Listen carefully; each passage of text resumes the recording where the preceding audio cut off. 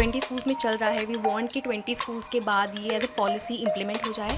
रात भर बच्चा नहीं सो पाता, यहाँ आकर क्लास में सो जाता है, तो उससे क्लास टीचर पहले तो कहते थे क्यों सो रहा है, तो हमने ये कही कि भाई इसे रीजन पूछिए। लड़कियों को ज़्यादा एक्सप्रेसिव माना जाता है, लड़कों को नहीं माना जाता, बट आई फील कि लड़की भी एक तरह से इंसान ही तो है, राइट? उनको भी पूरा हक है सारे इमोशंस फील करने का। माता पिता जितना अपने बच्चे का ख्याल रखते हैं शायद ही कोई और रखता हो, लेकिन आजकल माता पिता शारीरिक स्थिति पर ज़्यादा ध्यान देते हैं और कहीं ना कहीं मेंटल वेलबींग बच्चे की है जो है हैम्पर होती है। तो बच्चा आजकल स्ट्रेस डिप्रेशन का भी शिकार हो रहा है, लेकिन इसका ज़िम्मा उठाया है दिल्ली सरकार ने, जो बच्चे की एजुकेशनल क्वालिफिकेशन के साथ साथ बच्चे की मेंटल वेलबींग पर भी ध्यान दे रहा है। देखते हैं दिल्ली सरकार इस पर क्या नई पहल कर रहा है। सर, आप कितने सालों से इस स्कूल से एसोसिएटेड हैं? अभी एज ए प्रिंसिपल तो मैं अभी 7 नवंबर से हूँ, लेकिन एज ए वाइस प्रिंसिपल 5 साल से काम कर रहा हूँ। सर, आपने और भी स्कूल्स देखे होंगे और भी कई बच्चों से आपका अनुभव रहा होगा, तो आपको क्यों लगता है कि इसकी ज़रूरत है? देखिए, हम मेडिकल एड तो कहीं से भी ले सकते हैं, लेकिन बच्चों में जो अग्रेशन होता है, बहुत ज़्यादा गुस्सा कर दिया, क्यों मारपीट कर दिया, कि बच्चा बहुत अपने में घुट रहा है, कोई नहीं पता चल हो रहा क्या कर रहा है, बच्चा क्लास में शांत बैठा है और कोई उधम भी नहीं कर रहा, उस बच्चों के लिए एक साइकोलॉजिस्ट की एक्सपर्ट की आवश्यकता होती है, जो पिछले 2 साल से हमें यहाँ मिल रहा है। तो बच्चों में एग्रेशन और बच्चा पीछे बैठा हुआ सुस्त, उसको रीजन पता लगा कि साइकोलॉजी अपनी साइकोलॉजी सिस्टम से उसको पूछते हैं क्या है, तो उसको निकालते हैं, निवारण करते हैं, मतलब सॉल्यूशन करते हैं। तो बच्चे में एग्रेशन भी कम हो रहा है। जो बच्चा एक हम सोच लेते थे पहले, अरे नहीं पढ़ रहा तो नहीं पढ़ने दो, अब ऐसा नहीं है। बच्चे को साइकोलॉजिस्ट की सहायता से उसको उस ट्रैक पर ले आते हैं जो और बच्चों के साथ वो चल सके। तो इस तरह से हमें साइकोलॉजिस्ट की तो बहुत ही आवश्यकता है। मैम, ये कितने टाइम से आप ले रहे हो सेशंस? हाय, सो ये जो प्रोजेक्ट है स्कूल मेंटल हेल्थ इनिशिएटिव करके जो दिल्ली सरकार ने बनाया है, ये प्रोजेक्ट वी वांट के दिल्ली सरकार जो है एज अ पॉलिसी इंप्लीमेंट करे आगे जाके। तो ये पिछले साल ये 2022 में शुरू हो गया था प्रोजेक्ट, एंड मैं इधर 2 महीने से पहले से ही पोस्टेड हूँ एंड ज्वाइन कर रखा है मैंने। एंड ये 20 स्कूल्स में चल रहा है। वी वांट कि 20 स्कूल्स के बाद ये एज अ पॉलिसी इंप्लीमेंट हो जाए, एंड वी वांट कि जितनी भी ज़्यादा टीचर्स और पेरेंट्स जो हैं वो सेंसिटाइज रहें कि बच्चों के मेंटल हेल्थ नीड्स कितने इंपॉर्टेंट है। तो 2016 कैबिनेट में इट वाज रियलाइज कि फिजिकल हेल्थ इंपॉर्टेंट नहीं है, but mental health also is a very considerable thing which needs attention, तो वो भी इंपॉर्टेंट है। तो उसके बाद दिल्ली सरकार ने सोचा कि ये हम 20 स्कूल्स में शुरू करते हैं, फिर धीरे धीरे करके अगर ये एज अ पॉलिसी इंप्लीमेंट हो जाएगा तो हम इसको आगे भी और स्कूल्स में आगे बढ़ाएंगे। एंड देन वी रियलाइज़ कि हमने काफ़ी सारे टीचर्स के साथ भी सेंसिटाइजेशन किया है। 20,000 बच्चों को इम्पैक्ट किया है इसके थ्रू हमने, एंड 1200 टीचर्स भी हैं जिनको सेंसिटाइज़ किया गया, जिसमें प्रिंसिपल सर भी थे, हमारे HOS जो हैं उनको भी सेंसिटाइज़ करवाया गया था। वो आए थे दिल्ली सेक्रेटरीट में बाकी प्रिंसिपल्स के साथ, and we did all of that because we understand कि एक बच्चा एक ही एंटिटी है, उसके आसपास के जो छोटे छोटे जो और एंटिटीज़ है, विच इज़ बच्चे का पेरेंट या बच्चे के टीचर्स या फिर बच्चे के दोस्त, उनको भी आपको इम्पैक्ट करवाना है, उनको भी सेंसिटाइज करवाना है। You can not just focus एक बच्चे पर ही। ये क्यों ज़रूरी होता है पेरेंट्स या फिर फ्रेंड्स को सेंसिटाइज करवाना? सी इट्स वेरी बेसिक कि आप एक बिल्डिंग बना रहे हो, आपने उसकी नींव जो है सीमेंट आपने सेट नहीं करी, बिल्डिंग कभी ना कभी गिर जाएगी, राइट? अगर आपने बचपन में कॉन्वर्जेशंस नहीं बिल्ड करी, कभी ना कभी एडल्टहुड में आपको पता चलेगा कि यार नहीं फिट हो रहा है। So the child body, the development is actually like a building only. I feel कि आप नीचे अगर आप बहुत ही बचपन में अगर आप नींव जो बहुत स्ट्रॉन्ग फिट कर दोगे, वही बहुत इंपॉर्टेंट है। And why I am saying this is because बच्चे के इश्यूज़ कई बार ज़रूरी नहीं है कि बच्चे से ही आते हैं, वो आसपास के इन्वायरमेंट से आते हैं। अ वेरी बेसिक एग्जाम्पल इसके ऐसे बहुत केसेस आते हैं जहाँ पे बच्चे ऐसे पॉपुलेशन से होते हैं जहाँ पे उनके पेरेंट्स आर नॉट सपोर्टिव। उनको जो एक लव एंड अफेक्शन और केयर चाहिए होता है, जो घर पे हम एक्सपेक्ट करते हैं। आई एम सॉरी से, बट मैं बहुत प्रिविलेज्ड हूँ कि वो है, बट बहुत बच्चों को इन इन्वायरमेंट्स में वो नहीं मिलता है। सो एक्चुअली बहुत सारी इश्यूज़ जो होते हैं वो वहीं से स्टेम होते हैं कि घर पे किसी ने वो प्यार नहीं दिया है, कि घर पे बहुत बेसिक डोमेस्टिक वायलेंस हो रहे हैं, घर पे इश्यूज़ हो रहे हैं, घर पे पेरेंट्स नहीं समझ रहे हैं, क्रिटिसाइज़ कर रहे हैं, या फिर आसपास बच्चों की बुलिंग होती है आसपास। सो ऑफ कोर्स ये बात है, यू कैन नॉट से कि बच्चा यहाँ पे गलत है, आपको बच्चे के आसपास के लोगों पे भी वर्क करना पड़ेगा, राइट? बुलिंग हो रही है तो कौन बुली कर रहा है, वो क्यों कर रहा है, वहाँ पे भी you need to work on. आपके पास ऐसे मतलब कोई एक केस आप बता सकते हो जिसको मतलब सुन के आप भी शॉक हो गए थे कि भाई ये भी हो रहा है बच्चे के साथ और वो बता नहीं पा रहा है, एनी केस? या सो मैं ऑफ कोर्स ज़्यादा डिटेल्स शेयर नहीं करूँगी, बट ऑफ कोर्स एक केस था जहाँ पे आई गॉट टू नो कि बच्चे को ड्रीम्स आते थे एंड उसको लगता था कि वो ड्रीम्स जो हैं वो अगले दिन सच हो जाते हैं एंड उन ड्रीम्स की वजह से बच्चे को बहुत सारे फिजिकल सिम्टम्स भी होते थे, लाइक द चाइल्ड उसको बहुत तेज़ अंदर से पैल्पिटेशंस होती थी, बहुत तेज़ उसके हार्ट बीट्स होते थे, बहुत तेज़ उसके हेड पे एक होता था, पेन होता था, बहुत पिंचिंग पेन, उसकी वजह से पढ़ाई पे भी असर पड़ रहा था एंड बच्चे की दोस्ती पे भी असर पड़ रहा था, बच्चा ज़्यादा ध्यान नहीं दे पा रहा था। तो उन ड्रीम्स के पीछे ऑफ कोर्स ये बात है, when we try to understand कि why it is happening, it's also because बच्चे के घर पे वो सपोर्ट सिस्टम नहीं था, राइट। और बहुत सारे और स्ट्रेसर्स थे उस बच्चे की लाइफ में, और स्ट्रेसर्स थे, वो अकेले काफ़ी चीज़ें हैंडल कर रहा है, उसके पास कोई एक सहारा या फिर जुगाड़ नहीं था कि जो उसको चाहिए। बट वी रियलाइज़ कि this child also needs therapy sessions, also medications भी चाहिए होती हैं। तो इसके बाद ऑफ कोर्स हम लोगों ने इस चीज़ को इभास को रेफ़र किया एंड क्योंकि इभास हमारे कोलैबोरेटर हैं, उनको हमने रेफ़र किया एंड उसके बाद बच्चे को टाइमली मेडिसिन्स मिली, तो बच्चे को थोड़ा आराम महसूस हो रहा है, उसको थोड़ी बहुत कोपिंग मैकेनिज़म्स भी सिखाए गए कि ऐसे ऐसे है एंड एवरीथिंग। बट यही बात है कि again the child needs that love and affection. एक बच्चा अकेला नहीं रह सकता है ज़िंदगी में, अगर बच्चा अकेला रह रहा है, उसको वो लव एंड अफेक्शन जो बेसिक नीड होती है ह्यूमन की, नॉट जस्ट बच्चा, हम लोग एज ए ह्यूमंस, हम एडल्ट्स हैं, हमें भी चाहिए होती है, राइट। तो ऐसे और भी केस आए हैं जहाँ पे लड़की का केस भी आया है कि डिप्रेसिव सिम्टम्स आ रहे हैं, खाने का मन नहीं कर रहा है, सोने का मन नहीं कर रहा है, पढ़ाई पे बहुत इफ़ेक्ट पड़ रहा है। कभी कभी लगता है मैम कि स्पेशली मैं आपसे ये, आपने जब लड़कियों वाली बात की, तो सोशल मीडिया के ज़माने में ना हमें बहुत अलग पोर्ट्रे कर दिया गया है कि हमारे इन्फ्लुएंसर्स ऐसे होने चाहिए, हमारी एक्ट्रेसेस ऐसी दिखनी चाहिए।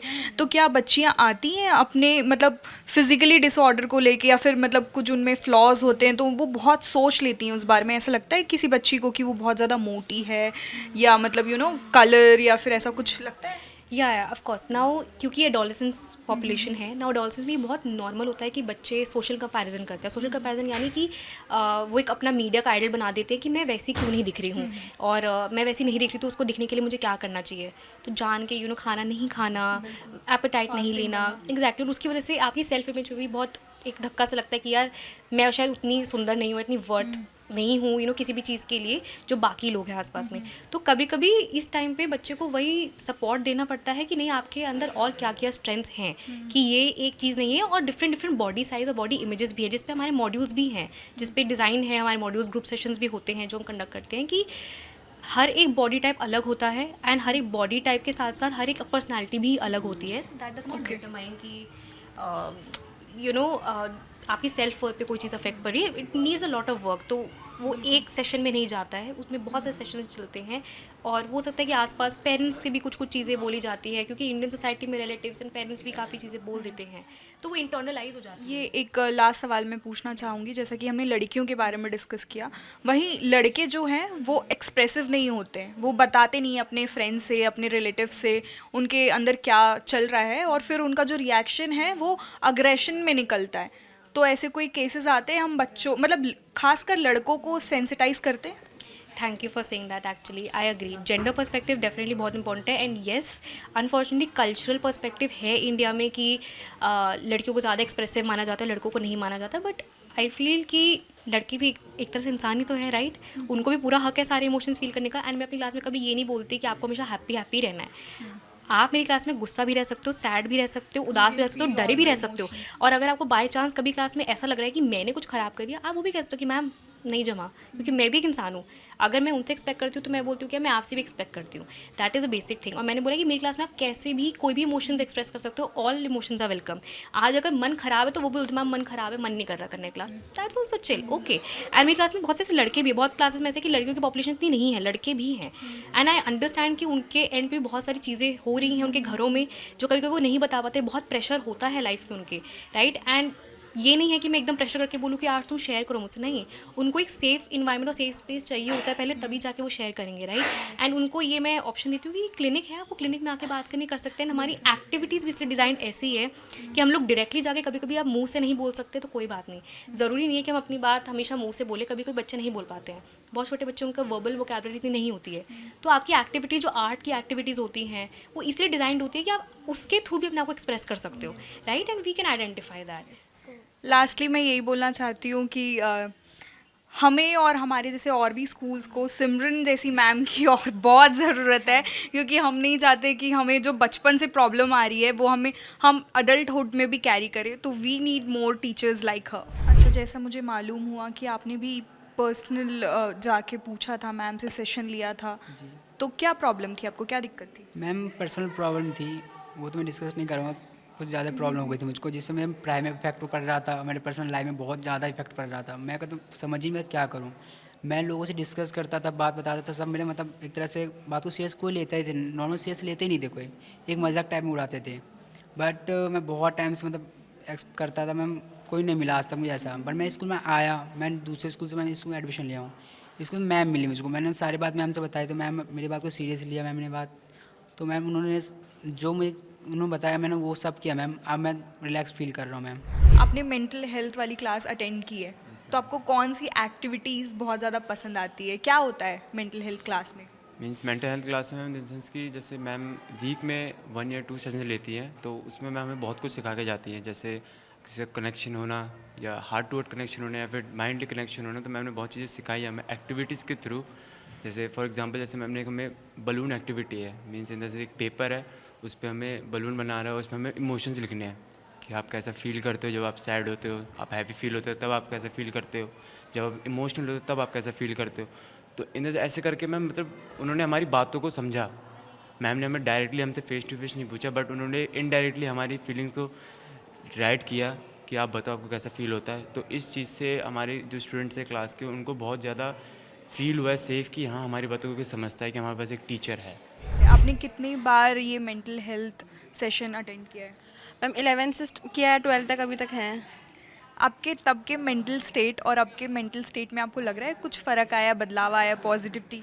यस मैम, मतलब मैम जो थी हम लोग को हमेशा बताती थी कि किसको किस तरीके से बोलना है और किसको किस वे से बोलना है कि तुमको उनको हर्ट फील ना हो, और किस वे से जो वर्ड्स हों ऐसा बोलो कि उनको हर्ट फील ना हो उस चीज़ में। हमने देखा है कई बार ऐसे बच्चे होते हैं जो बहुत इंट्रोवर्ट होते हैं, वो बात नहीं कर पाते हैं, ओपन अप नहीं हो पाते, तो उन बच्चों को कोई फ़ायदा होता है? आपने अपने फ्रेंड सर्कल में देखा होगा। यस मैम, बहुत बच्चे थे लास्ट ईयर्स में, वो बोलते नहीं थे, अपने अंदर रखते थे, लेकिन मैम बहुत ओपन हुए हैं। जैसे मैम उनसे बोलते थे तुम सेशन ले सकते हो, या फिर तुमको कुछ गाइड करना हो मैं बता सकती हूँ आपको, आप मेरे साथ आइए बोले। और बहुत चेंजेस भी आए उनमें, वो धीरे धीरे बात करना शुरू किया हमसे, और अच्छा भी लगता था उनसे बात करके, क्योंकि जो इंसान बोलता नहीं है और उनसे बात करके और फील अच्छा होता है। बिल्कुल। आपका नाम क्या है? रिया। तो रिया, आपको क्या बदलाव महसूस हुआ? ओ मैम तो मेरे को बहुत अच्छी लगती है, उनके बात करने का तरीका, और काफ़ी लोग उनके पास आए थे, मैं भी गई थी बात करने के लिए, तो वो ना एडवाइस बहुत अच्छी देती हैं, मैम से बात करके बहुत अच्छा लगता है। तो काफ़ी लोग उनके पास गए थे, तो उनमें भी चेंजेस देखा मैंने, बात करने का तरीका, मतलब जो ज़्यादा ओपन नहीं होते थे वो बहुत अच्छे से बात करने लगे, लाइक बहुत अच्छे से, मतलब इन्वायरमेंट जो था हमारी क्लास का बहुत अच्छा हो गया। सर, आपको लगता है जो दिल्ली सरकार पहल कर रही है वो और भी स्कूलों तक पहुंचनी चाहिए, प्राइवेट स्कूल्स में भी ऐसी चीज़ें होनी चाहिए? देखिए, अब हमें तो डायरेक्टर ऑफ एजुकेशन से हम तो ये आगे भी चाहेंगे और कोशिश उनसे अनुरोध भी करेंगे कि हमें इस तरह से साइकोलॉजिस्ट जो मिल रही हैं एक परमानेंट मिले। हमारे विद्यालय को इससे बहुत सपोर्ट और एक अच्छा माहौल मिल रहा है बच्चों का, तो आगे भी सरकार चाहे या डायरेक्टरेट चाहें तो आगे भी चलाएं, तो और भी मेरे विद्यालय में बहुत अच्छा फ़ायदा हो रहा था, और जगह भी बहुत अच्छा इसका इम्पैक्ट जाए, बहुत अच्छा इसका रिजल्ट मिले। और देखा ना, मैंने जो बच्चे, ये भी यहाँ बोर्ड पे लिखा हुआ है, लास्ट 100% के बच्चे, आप लोगों की मेहनत है। तो एक बच्चे एग्रेशन हो गया, डिप्रेशन में आ गया, फेल होना तय हो जाता है। हमें तो एक एक बच्चे को निकाल करके देखना होता है। तो आपको लगता है कि जैसे आपके अलावा भी और भी कई बच्चे होंगे जो इन चीज़ों से गुजर रहे होंगे, लेकिन उनको ये सुविधा नहीं मिलती है, तो आपको लगता है कि ऐसे सारे स्कूल्स में होने चाहिए? जी मैम, होने चाहिए, क्योंकि कुछ बच्चे का मन के अंदर बात दब जाता है, वो किसी से बोल नहीं पाते हैं, और ऐसे धीरे दबते दबते में एक तरह डिप्रेशन में चले जाते हैं वो, मतलब फैमिली को बोलो, फैमिली सीरियस लेते नहीं है, फ्रेंड्स से बोलो, फ्रेंड भी कोई फ्रेंड ऐसे, कुछ फ्रेंड ऐसे मिलते हैं मैम जो सीरियस लेते बात को, कुछ फ्रेंड ऐसे नहीं मिल पाते जो सीरियस बात नहीं ले पाते हैं। तो मैं स्कूल में ऐसे होनी चाहिए मैम साइकोलॉजिस्ट। तो आपको लगता है कि ठीक है, अगर फ्रेंड नहीं भी है तो एक टीचर है जो एक फ्रेंड के जैसी है, उससे सारी चीज़ें शेयर कर सकते हैं हम। जी मैम। मैम स्कूल में ऐसे बहुत टीचर होते हैं बट बच्चे डरते रहते हैं, मतलब बताने से, कहीं घर तक बात नहीं पहुंच जाए, कहीं फैमिली तक कुछ प्रॉब्लम ना हो जाए, ये मैम बहुत बच्चे डरते रहते हैं, इसे बता नहीं पाते हैं। इसमें स्कूल में मतलब बच्चों को विश्वास दिलवाना चाहिए मैम कि हम आपके फ्रेंड हैं। ये बच्चों को अंदर विश्वास दिलवाएं तब बच्चे आपसे सारी बात आकर शेयर करेंगे। आप में खुद में इंडिविजुअल में क्या बदलाव आए हैं इन सारे सेशंस को अटेंड करने के बाद, या आपकी कोई क्लोज फ्रेंड में ऐसा कुछ लगा आपको? नहीं, क्लोज फ्रेंड वैसे कुछ नहीं, मेरा पर्सनल सेशन लेना बाकी है मैम से, बट जो इंडिविजुअल मेरा खुद का है क्लास में बैठ के, वो ऐसा है कि जैसे मेरे को गुस्सा बहुत जल्दी आता था, मैं थोड़ा शॉर्ट टेम्पर्ड इंसान हूँ, बट जब से मैम की बातें समझी है, थोड़ी फैमिली प्रॉब्लम्स भी मैम को मैंने शेयर करी थी, तो उस चीज़ मैम ने बताया कि पेशेंस बहुत होना बहुत ज़्यादा ज़रूरी है। तो मैम ने वो सारी चीज़ें हमको बताई थी कि आप पेशेंस रखो, हर चीज़ को समझो, और जो बातें हैं उनको बहुत इजीली लो और बहुत इजीली उसको एक्सप्लेन करो। तो पढ़ाई में क्या असर पड़ा है? पॉजिटिव इम्पैक्ट लग रहा है हाँ, कि यस स्ट्रेस कम मैम। लग रहा है, हाँ, डिप्रेशन कम? स्ट्रेस बहुत था, मतलब जैसे मैम से शेयर करा स्ट्रेस क्या है, तो मैम ने हमें एडवाइस दी कि आपको क्या करना चाहिए, तो हमने वो करा एंड बहुत अच्छा लगा। फिर मैम से बात करके फिर एडवाइस उन्होंने दी, वो हमें उसको फॉलो किया हमने, देन बहुत अच्छा लगा। आपको पर्सनली इस सेशन से क्या बेनिफिट मिला? मैम, जब मेरे को ना एक बार फील हुआ, जैसे जब मैं क्लासरूम में कोई बंद कर देता था तो घबराहट शुरू होती थी, घर पे भी हुआ है, मतलब जब रात को अचानक से नींद खुल जाना, फिर रोना सा आना कि मेरे को कुछ चाहिए होता था कि मेरे से कोई बात करे, तो मैं मम्मी के पास जाती थी, तो मतलब बहुत टाइम चल रहा है तो ना मेरे को अच्छा नहीं लगा, तो मैम से मैंने पूछा कि मैम क्या क्या आप बता सकते हो मेरे को ऐसा क्यों है, तो मैम ने बोला तुम मेरे सेशन लेने आना। तो मैं मैम के पास गई थी, तो मैम ने मेरे को धीरे धीरे बोला कि आप ना कोई 2 चीज़ें स्मेल करो, 2 चीज़ें महसूस करो और 2 चीज़ें देखो। अब मन में देखना है और तुमने पहले रूम को अच्छी तरह देख लो, उसके बाद बताना है। तो मैम ने ऐसे किया। उसके बाद मैम ने बोला मैं तुम्हें रूम में लॉक करूँगी, ठीक है? जब भी तुम्हें लगे कि मुझको बाहर आना है, रूम से लाइट ऑन करना है, तो हमको बुला लेना। तो मैम बाहर ही थी, बट मैम ने रूम लॉक कर दिया और मैम ने बोला आँख बंद करके तुम रिलैक्स हो जाओ, मैं बाहर ही हूँ। तो मैम ने रूम लॉक करा, मैम ने टाइम काउंट किया कि तुम कितना कब तक रह सकते हो, बट मैंने फिर 30 मिनट्स के लिए बोला था, मैम ने एक हाफ एन आवर के लिए, तो मेरे से हुआ नहीं, मैम 20 सेकंड में ही हो गया क्योंकि डर लग रहा था। तो मैम ने बोला कोई नहीं, हम धीरे धीरे सेशन और बढ़ाएंगे और आप धीरे धीरे आप इस चीज़ से बाहर आ सकते हैं, क्योंकि मेरे को ऐसा कुछ हुआ नहीं था कि किसी ने मुझे कुछ हर्ट फील किया था, ऐसा कुछ नहीं, अचानक से फोबिया था, अंधेरे में डर लगना, रात को नींद ना आना। तो आपको सेशन से फिर अब बदलाव महसूस हुआ? अब आप थोड़े कॉन्फिडेंट हो और ऐसा डर नहीं लगता धीरे से? मैम नहीं, अभी बहुत कम हो गया, पहले से ज़्यादा कम हुआ है। पहले अकेले भी रह नहीं पाती थी, अब अकेले है इतना कि अकेले रह सकती हूँ मैं। Well done, very good. आप जिस एज में है ना, उस एज में हार्मोनल चेंजेस बॉडी में बहुत होते हैं, तो बहुत सारे इमोशनल चेंजेस भी होते हैं, जैसे अट्रैक्शन होना या इन्फैचुएशन होना। तो वो चीज़ अगर हम अपने फ्रेंड्स को बताते हैं तो वो शायद समझ नहीं पाते हैं, मजाक उड़ाते हैं, लेकिन अगर हम, क्या आपने कभी शेयर किया है मैम से, या फिर स्कूल में ऐसी एक्टिविटी हुई है मैम के साथ कि उन्होंने बताया कि ठीक है अगर आप ये सब सोच रहे हो तो वो नॉर्मल है? यस मैम, वैसे हमने पर्सनली मैम कुछ चीज़ें बताई नहीं है, बट मैम ने इनडायरेक्टली हमको समझाया है। जैसे इस एज में 16 to 20 एज में जो होता है कि रिलेशनशिप्स करना, क्या कहते हैं, बाहर घूमना, थोड़ी सी मस्ती मजाक करना, वो चीज़ें होती है, इस हार्मोन्स में होता है। बट मैम ने समझाया है कि ये एक एज होती है आपकी और आपको इस चीज़ को समझना पड़ेगा। इस चीज़ में अगर आप यहाँ पे संभल गए तो आपको लाइफ टाइम के लिए बहुत रिलीफ मिलेगा। पढ़ाई के अलावा, स्कूल के अलावा, अगर आपके कोई फ्रेंड्स में दिक्कत है या फैमिली में दिक्कत है तो वो भी आप शेयर कर पाते हैं टीचर से? हाँ, मैम बहुत अच्छे से मैम से शेयर करते हैं। मैम हमें एडवाइस देती हैं कि आपको क्या करना चाहिए। जैसे किसी फ्रेंड से कुछ बात हो गई तो मैम को हम शेयर करते हैं, तो मैम बहुत अच्छे से हमसे बात करती हैं। शेयर उनसे जो हम करते हैं वो मतलब बताती नहीं है किसी को, तो बहुत अच्छे से हमसे शेयर करती हैं, बातें करती हैं। बहुत अच्छा लगता है मैम से बात करके।